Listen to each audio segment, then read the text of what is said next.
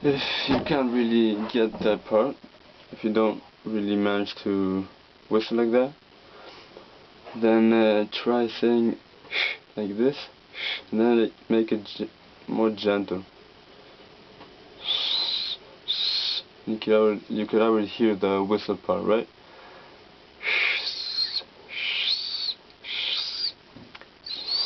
From there you get to this.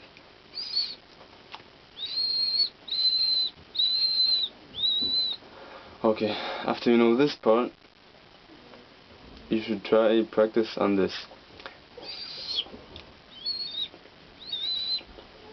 You hear that sound when I close my lips? If you do a couple of them, one after the other,